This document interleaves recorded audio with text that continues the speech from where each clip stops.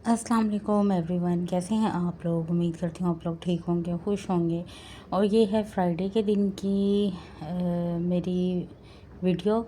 और ना फ्राइडे को सबको ही पता है 1 मई था, तो ऑफ था बच्चों का। तो ये सब लेट उठे थे, तो ये सब दिखाने का ये मकसद है कि जिस दिन बच्चे घर में होते हैं तो उस दिन सारा ही काम लेट होता है। तो वरना तो देखें मेरी मशीन सुबह लग जाती है, लेकिन आज मैं 11 बजे जब उठी तो फिर सबसे पहले मैंने मशीन लगा दी। फिर मैंने बच्चों को नहलाया, उसके बाद बच्चों को नाश्ता कराया। और नाश्ता कराने के बाद फिर मैंने उनको कहा कि भाई अज़ानें होने लगी थी, मेरा ख्याल कि हाँ ज़ाहिर 12:15 के बाद तो होने ही लगती हैं। तो फिर मैंने कहा चलो मैं साथ साथ कपड़े भी निकालती हूँ, सफाई भी करती हूँ, और बच्चों को नमाज़ के लिए मैं अज़ान होते ही खड़े कर देती हूँ। क्योंकि देखिए हम लोग तो देर से भी पढ़ लेते हैं, लेकिन बच्चे फ़ारिग होते हैं, इनको क्या करना होता है, फिर इनको सिपारा भी पढ़ने जाना होता है। तो मेरी कोशिश होती है बस जैसे ही अज़ान हो तो इनके बाबा और सबूर भी चले जाते हैं, तो पीछे बजती हैं नाबिया, माइन, राफ़े। तो इन तीनों को मैं खड़ा कर देती हूँ नमाज़ के लिए। अगर मेरा इंतज़ार करेंगे तो बहुत देर होगी। बस जी ये देखें, मैं पहला ही फेरा था अभी तो मशीन में, तो इसको भी ज़ाहिर है 2 से 3 दफ़ा चलाना पड़ता है, क्योंकि बच्चों के यूनिफ़ॉर्म होते हैं सारे, तो वो फिर सही से साफ़ नहीं होते। जैसे एक दफ़ा मशीन चलाओ ना तो फिर वो मुझे तो बिल्कुल साफ़ नहीं लगते। और फिर मेरी आदत ऐसी है, जब मैं प्रेस कर रही होती हूँ ना तो मैं सारे वापसी डालती रहती हूँ मशीन पे। तो इसलिए मैं अब जब से खुद मैं मशीन लगा रही हूँ ना, अभी तो वैसे मेरी मेड जो आती हैं वो लगाती थी, तो वो ना बिल्कुल भी अच्छे कपड़े नहीं धोती थी। फिर मुझे बहुत गुस्सा आता था, और जब मैं प्रेस करती ना तो मुझे कितने ज़्यादा ना कपड़े वापसी डालने पड़ते थे। तो इसलिए फिर अब, और मशीन भी बहुत जल्दी जल्दी ख़राब होती थी ना। पहले इतने साल मशीन चलती रही ना, कभी भी ख़राब नहीं हुई। और अब जब से वो धोने लगी हैं कपड़े, तो फिर हर थोड़े दिन बाद कपड़े मशीन ना ख़राब हो रही होती थी। तो फिर वो पानी भी कम डालती थी इसके अंदर।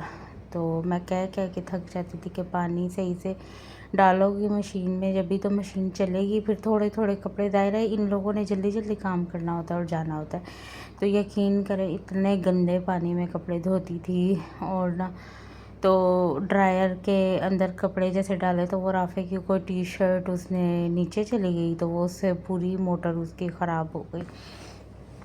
इतनी मुश्किल उठाई, सर्दियों में ख़राब हुई मशीन, और सर्दियों में ड्रायर की कितनी ज़्यादा ज़रूरत होती है।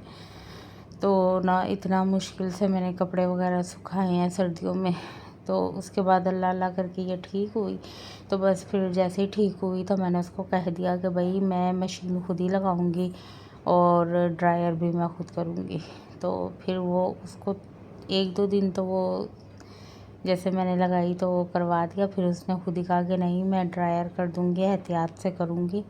लेकिन मशीन मैं खुद लगाती हूँ, क्योंकि वो मशीन ना बहुत जल्दी जल्दी कपड़े चलाती है जिससे साफ़ नहीं होते। मैं ऐसे चलाती हूँ जैसे शुरू का फर्स्ट राउंड जो है ना, मैं कम से कम 2 दफ़ा तो लाज़मी चलाती हूँ कि ना कपड़े सही से साफ़ हो जाए। तो बस मशीन चल रही है, इधर मैं बिस्तर उठाने आ गई थी। तो ये बच्चियाँ कह रही थी कि कहाँ नमाज़ पढ़नी है, तो मैंने कहा मैं बस यहीं से बिस्तर उठा रही हूँ, ये कमरा ठंडा भी है, फ़ैन चलाओ और इधर पढ़ लो नमाज़। तो बस इतना कोई ख़ास काम नहीं था मेरा इस कमरे में। बस बिस्तर वगैरह मैंने अनाबिया से कहा था अभी ऐसे ही रखो, मैं खुद तय करके रखती हूँ वहाँ पर। तो ये है कि अब जब बच्चों की छुट्टियाँ होती हैं तो ये अनाबिया ख़ास कर मेरी बहुत अच्छी बच्ची है, ये ना मेरा काफ़ी काम करा देती है। डांट भी यही खाती है मुझसे सबसे ज़्यादा, और काम भी यही करवाती है।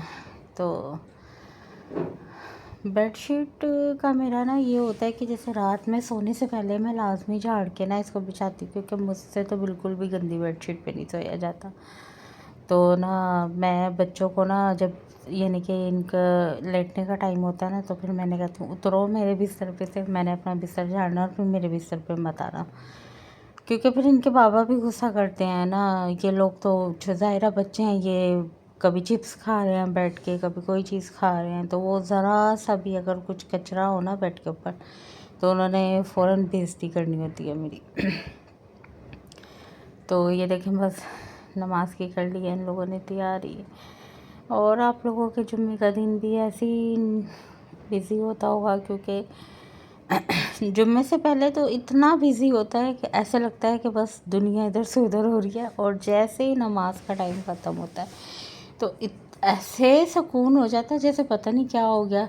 यानी इतनी तेज़ी, इतनी बस वो होती है। और यानी कि ये जो जुम्मे के दिन की रौनक होती है ना, ये पूरे हफ्ते भी नहीं होती इस तरह की रौनक ना, कि बस जल्दी जल्दी उठना है, नमाज़ पढ़नी है और खाना भी बनाना है। नमाज तो हम लोगों पे 5 वक्त की फ़र्ज़ है, लेकिन ख़ास कर ये जुम्मे की नमाज जो होती है, इसमें जो होता है ना, अब बड़ी एक रौनक सी होती है। तो ये देखें जो राफ़े हैं ना, ये कर रहे थे किसी चीज़ की ज़िद। अब मुझे समझ में नहीं आ रही ये कर क्या रहे हैं। मेरा ख्याल ये ना अनाबिया का हाँ दुपट्टा खींच रहे थे। तो अनाबिया करी थी, मम्मा देखो मैंने नमाज़ पढ़नी है, ये मेरा दुपट्टा खींचे जा रहा है। तो मैंने कहा अच्छा चलो आप मेरा ले लो दुपट्टा, और ना आप, फिर वो कहने लगी मम्मा ये जा नमाज नहीं, मैं अपनी दूसरी पे बिछाऊँगी। मैंने कहा चलो कर पढ़ो जैसे भी। फिर माहीन आई, उसको दुपट्टा वगैरह उड़ाया, सही से लपेटा, क्योंकि ज़्यादा छोटी है ना वो, तो इस वजह से बस ये लोग पढ़ेंगी अब नमाज वगैरह, और मैं अपना करूँगी बाकी काम। फिर हम भी नहाए धोएंगे और अल्लाह की तरफ से अल्लाह की तरफ थोड़ा रुजू करेंगे। वैसे तो हम हैं ही पता नहीं क्या गुनाहगार, कोशिश करते हैं कि 5 वक्त की नमाज़ पढ़ लूँ, लेकिन बस वो कोई ना कोई नमाज रह ही जाती है।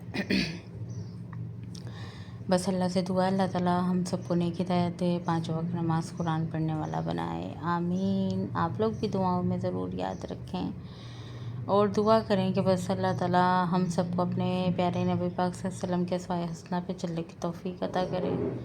और जो भी हमारे दिलों में एक दूसरे के लिए नफ़रतें हैं, और जो एक दूसरे के लिए बस जो दिल में बुग़्ज़ रखते हैं एक दूसरे के लिए, अल्लाह ताला वो सब पाक साफ़ कर दे हमारे दिलों को, सबके दिलों को एक दूसरे के लिए साफ़ कर दे। बस ये ज़िंदगी थोड़ी सी है, अल्लाह ताला हम सबको नेक हिदायत दे, अच्छे काम करने की तौफीक दे।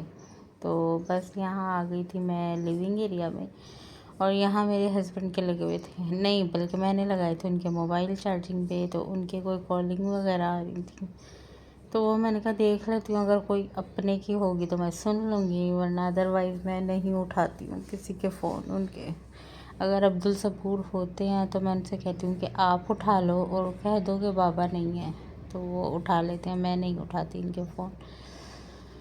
तो बस मैं थोड़ा सा साथ साथ ही होता है कि बच्चों के साथ ना एक काम होता है ना, वो एक नहीं रहता, वो फिर पता नहीं कितने तरीक़ों से वो फैल जाता है सारा।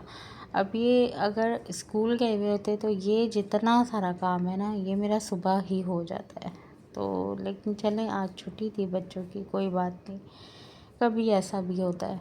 ये शुक्र है कि आम दिनों में तो वो आ जाती हैं काम करने वाली, तो मेरा इतना सहारा हो जाता है। वैसे मुझे ऐसा लगता है इनका क्या सहारा होता है, हाँ ये है कि झाड़ू पोछा हो जाता है, बाकी तो इनको सब करके देना पड़ता है A to Z। और जहाँ इनके ऊपर नज़र ना रखो तो वहाँ का बेड़ा गर्क। बस ये होता है। किस किस के साथ ऐसा होता है प्लीज़ ज़रूर बताइएगा। और आप लोगों को मेरी वीडियो कैसी लगती है ज़रूर बताएं। लाइक शेयर कमेंट सब्सक्राइब ज़रूर कर दिया करें। और आपके शहर में गर्मी कैसी है ये भी ज़रूर बताइएगा।